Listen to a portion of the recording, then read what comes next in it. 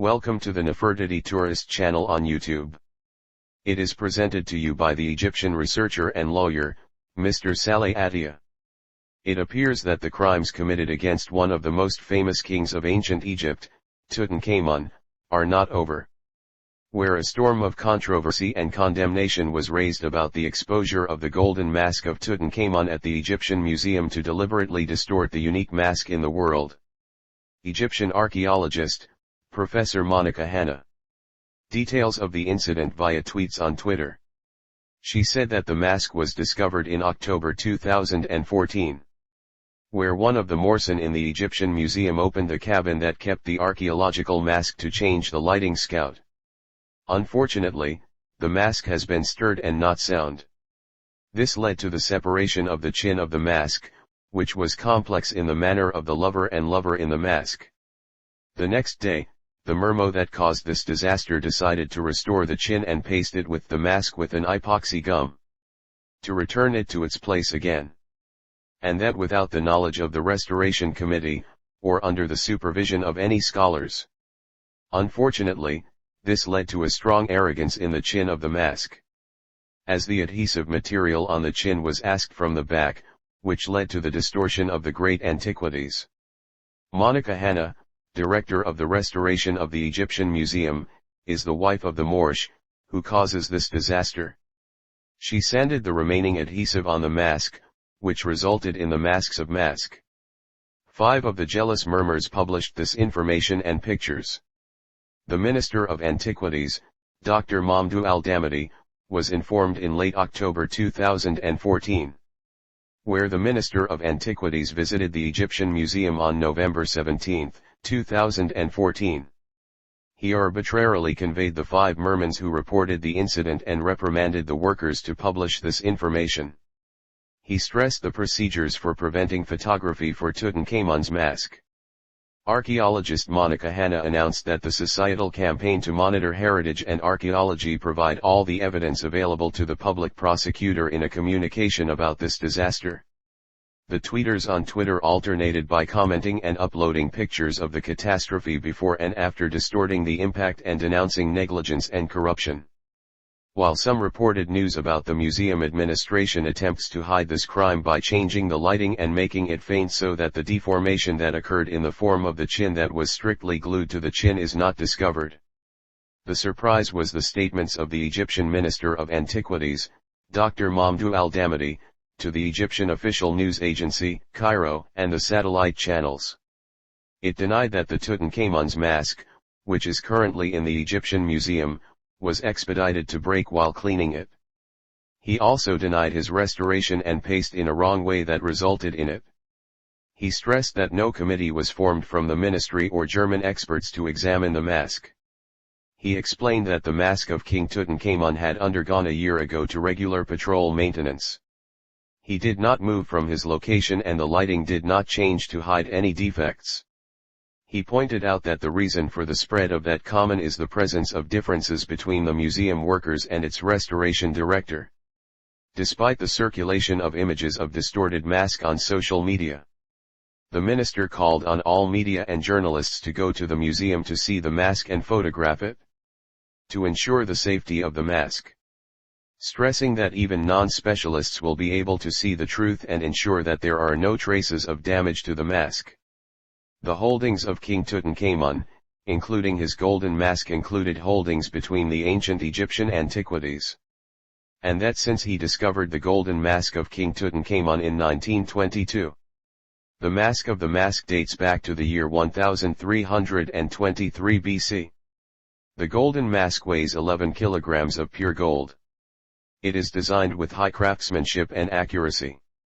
Where its dimensions are 39.3 centimeters in width and 54 centimeters in height.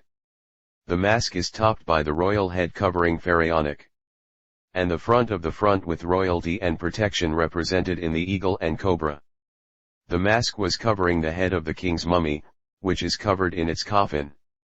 The talisman number 151b from the Book of the Dead was recorded, emphasizing more protection for the king's body.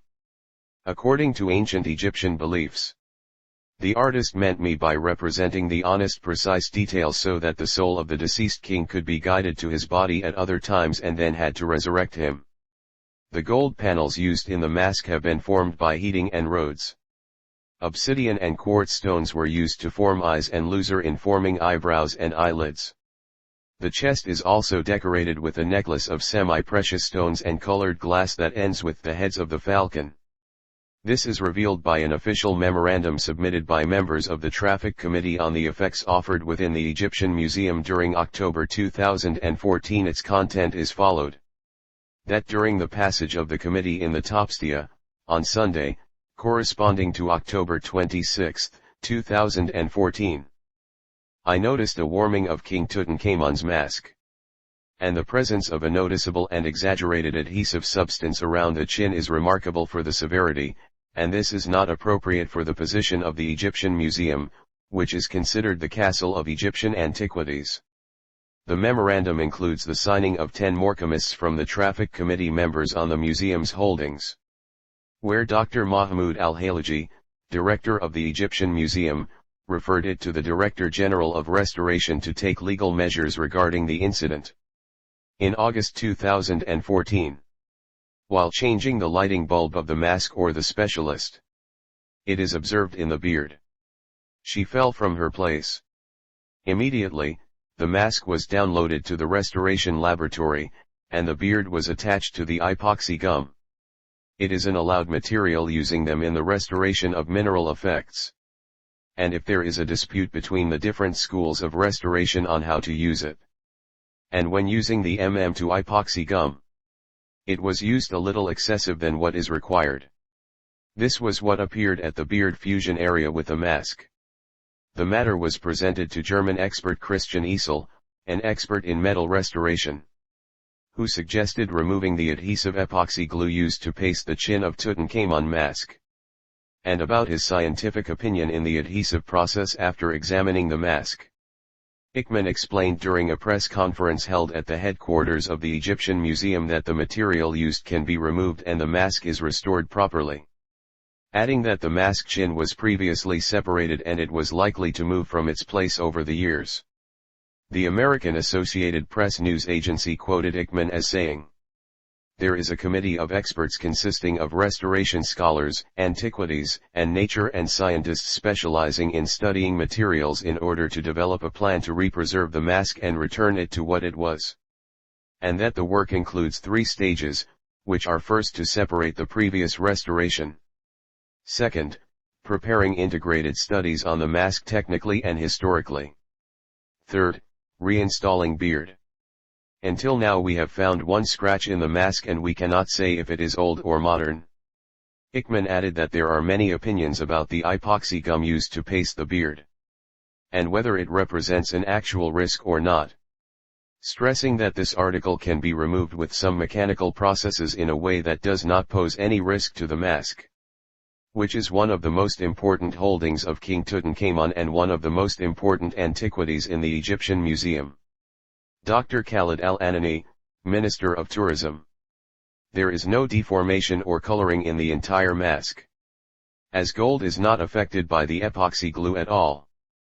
Therefore, he summoned the German Professor Ekman, one of the most famous names in the field of restoration of mineral antiquities.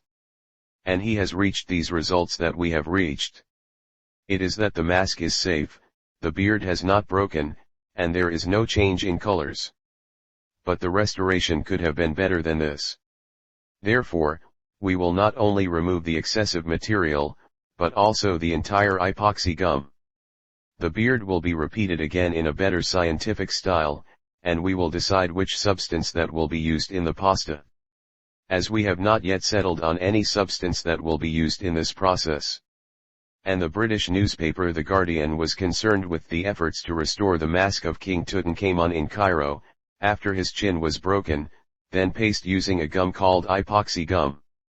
She said that the team of experts, which includes Egyptians and Germans, is now working on developing a plan to remove this article and repaste the chin in a way determined by a joint scientific committee. Christian Ickman, head of the work team, said that the restoration of Tutankhamun's mask may take 1 or 2 months. He pointed out that this depends on the time they will take to remove the glue from the chin, which will be reinstalled after searching how it was installed in the past.